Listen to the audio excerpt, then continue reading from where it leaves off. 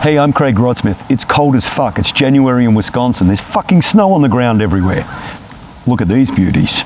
A pair of Munches. This one here we did a video on a while ago. If you go back on YouTube and you can probably see it. This is a 74 Munch 1200. Well, this time we're with this one. This is a Munch 2000. Doesn't mean it was made in the year 2000. It was actually, it's a 2001. 2000 being how many cc's it is, the capacity of the engine. So you got to think about this thing. I like to think about it in these terms. It's a massive motorcycle, but it does have a pretty massive amount of horsepower. So if you compare it to a modern bike, like a H2 Kawasaki, which is around 200 horsepower, and some Ducatis and some BMWs, we're talking a 200 horsepower motorcycle is not that uncommon when you start getting into the higher end these days. This thing is 260 horsepower. That's nuts. I want to ride it. I don't think they're going to let me though. But I was talking to Ryan here, who was lucky enough to ride it, and he says it's unbelievable. You ride till you get on the boost. It's kind of simple. It's smooth and nice to ride, but once you get on the boost, and the boost is in the teens on this thing. You know, I'm sure a lot of people that know anything about a turbo, because of the long charge pipe coming to the turbo is like, oh, you're going to get a bunch of lag. It's like, it's a massive car engine with a lot of boost, and it's like, I think you'll overcome the lag a little bit. It's going to be fast enough. 250 kilometers an hour, which is about 180, 190 in the old money. That's pretty quick. And so it's you can see the differences. One's more modern, but they've stuck with this whole theme of, I like to refer to it as ridiculousness, but you can call it whatever you want. And I'm not sure if you're familiar with my work, but I do a lot of my own body work and design and everything. And that's one thing that sticks out to me is, I know these two tanks seem very different, but it's just the massiveness of the tank because the engine's so massive, they've had to go so big with the tank. And I can see the design cues from one to the other. And it's just this, you know, even the tailpiece on the early one, I know it seems different, but they've gone with that Kappa Racers sort of look.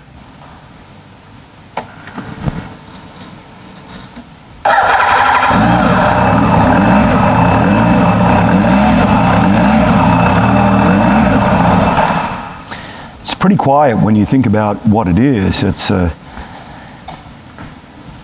4-cylinder car engine with a turbo on it. Turbo muffles it a little bit, but it sounds so smooth, it runs so smooth, it's pretty impressive. The other thing that I find interesting, because it's a relatively very low production motorcycle, and because they basically sold these, they were around $85,000, which they actually were selling them at a loss apparently. But some of the componentry, like Öhlins forks and, you know, Behringer controls, and I love these calipers. These are 8-piston calipers, got 2 on the front, 1 on the back. I mean, you probably need a lot of brakes to stop this thing, you know, not the weight and the speed and horsepower of it. The suspension on the rear is quite interesting. It's running a horizontal pair of shocks underneath there, this cantilevered thing, and this swing arm, you imagine, it's massive. Like, it's a chunk of metal there to hold this thing together. All the pictures I've seen online of these things, they're like a plum purple sort of color. And this one, for some reason, is flat black, which kind of matches my outfit. I kind of like that. Maybe this one ended up being flat black because this bike actually wasn't built in the factory. This was built with brand new parts after the factory closed. This one's actually number 22. And I think there was only about 250 of these total built. But like I said, I like the uniqueness of the flat black on it. It makes it look pretty contemporary.